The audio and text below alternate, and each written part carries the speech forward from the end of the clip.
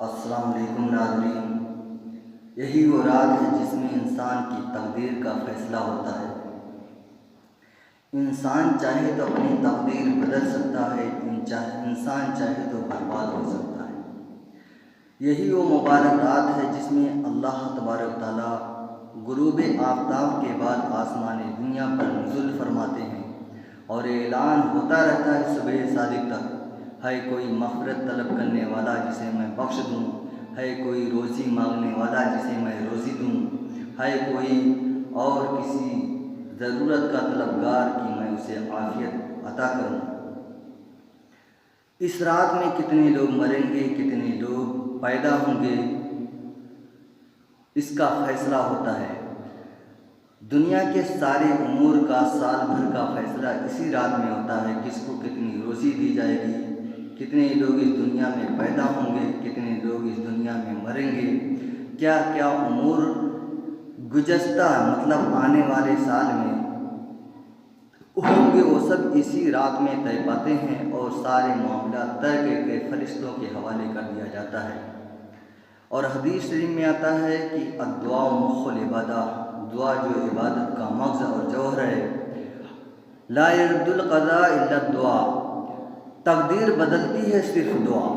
हदीस शरीफ में आता है कि तकदीर को कोई नहीं बदल सकता सिर्फ़ दुआ के, कि बंदा अगर आफ़ियत की दुआ मांगे तो उसके हक़ में अगर बुरा लिखा है आगे आने वाले साल में तो अल्लाह तबारक तआला उसको भी तब्दील फरमा देंगे।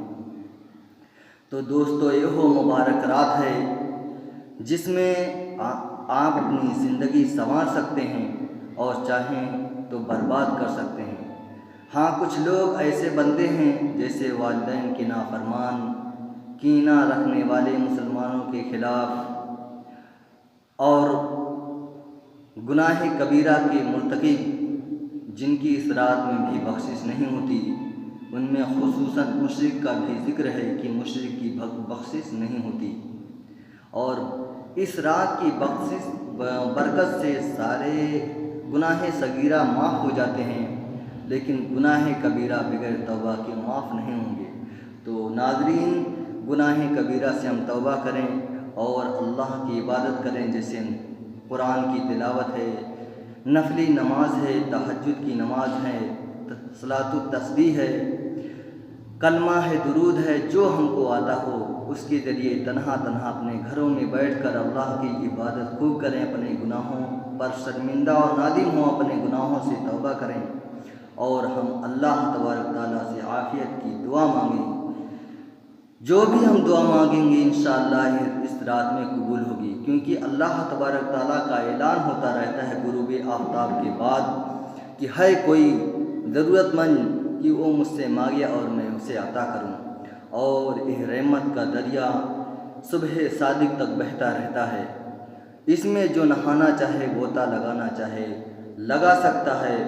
बदकिस्मती से कुछ लोग गैरों की रस्म को अपनाए हुए हैं। इससे अपने बच्चों को बाज रखें कि इस रात में गुरूब आफ़ताब के बाद अल्लाह की रहमत बरसती है और हम अपनी तरफ से आतिशबाज़ी करके उसका मुकाबला करते हैं।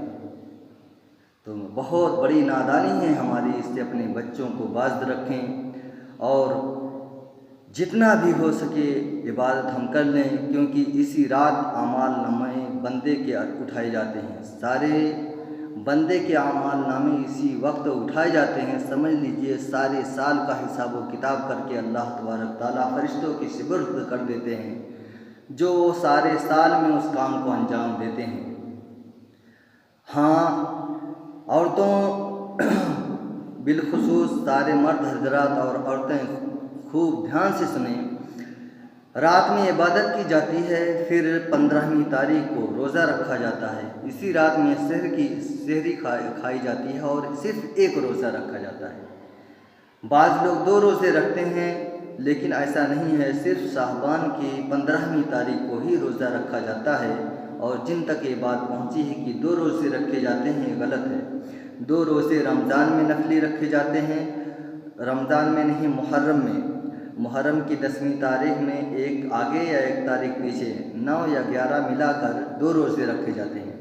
और बकरा ईद में 1 तारीख से 9 तारीख तक 9 रोज़े रखे जाते हैं और शाबान की 15वीं तारीख को सिर्फ 1 रोज़ा रखा जाता है। इस बात को ध्यान से सुनिए और इस पर अमल करें और दुआ करें कि बंदे नाचीज़ को अल्लाह तबारक ताला भी आप अपनी दुआओं में याद फरमाएं कि अल्लाह तबारक ताला हमें हौसला अता फरमाए कि और दिन की बात आप तक पहुँचाते रहें।